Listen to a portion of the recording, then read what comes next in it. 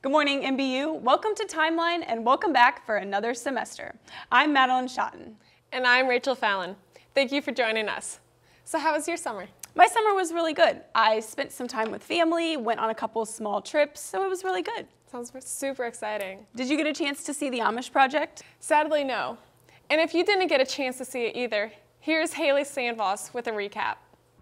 After 4 successful performances of the Amish project this week, theater is off to a great start. Jessica Dickey's fictional exploration of the Amish project was a great way for Melissa Harlow to kick off her directional debut at MOBAM. This play unfolds actual events of a gunman who walked into an Amish schoolhouse and tragically took the lives of 10 students before turning the gun on himself.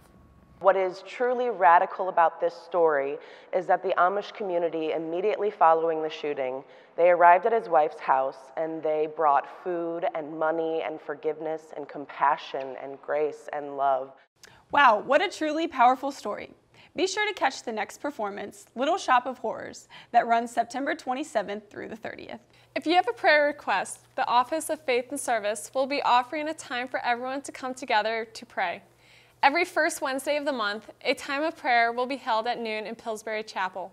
Grab a friend and come on out. When I look at the scripture, when I read about prayer in the Bible and how God's people prayed, when they pray and they come to God seriously and they really call on Him, God does amazing things. And I want to see God do great things here, not just on our campus, not just here at MBU, but through the lives of our students as they go out to serve their communities all over the world. I want to see people impacted by the work that we do, and that work begins with prayer. Every student athlete wants to leave a mark on the university after hanging up their uniform for the last time. One way to make your mark is to be inducted into the MBU Hall of Fame. More names will be added to the Hall of Fame this fall. Last week, MBU Athletics announced the names of 4 former student athletes that will be inducted in the MBU Hall of Fame. Make sure to buy your tickets for the induction. The banquet is October 25th at 5:45 p.m., just 2 months away. For more information, check out mbuspartans.com for all the details.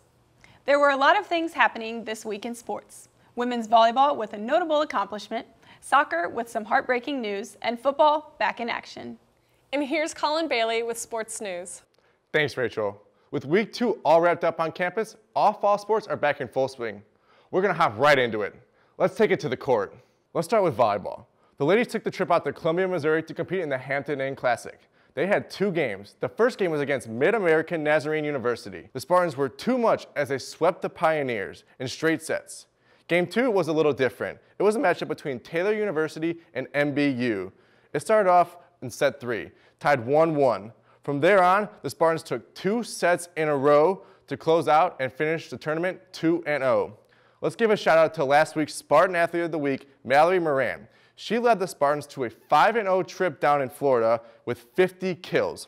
Let's take it to the field in men's soccer. They also took a trip this weekend. They went down to Florida. They started off the season 3-0. This weekend, they took a halt in that, losing 2 games by a score of 3-0 each. They take on Culver Stockton University this Saturday at Spartan Field at 5 p.m. Then, next Tuesday, they start conference play, and they look to start off strong. Conference play started for the football team as they took on Siena Heights University this last Saturday. It was a hard-fought battle. Let's pick it up second quarter. Dontrell Johnson covering right side, and the ball's thrown towards him, and he intercepts it, looking to return it to the house, and he is upended at the 43-yard line. Now, middle of the third quarter, Chris Baldwin looks to take it up the middle, and he punches one in for the Spartans. The Spartans will hit the road next weekend as they travel up to Chicago to take on number 6 ranked St. Xavier University. Signing off for Timeline Sports, I'm Colin. Thanks for the recap, Colin. Well, that's all for this week's Timeline. I'm Rachel Fallon. And I'm Madelyn Shotton. Shine on. And welcome home, Spartans.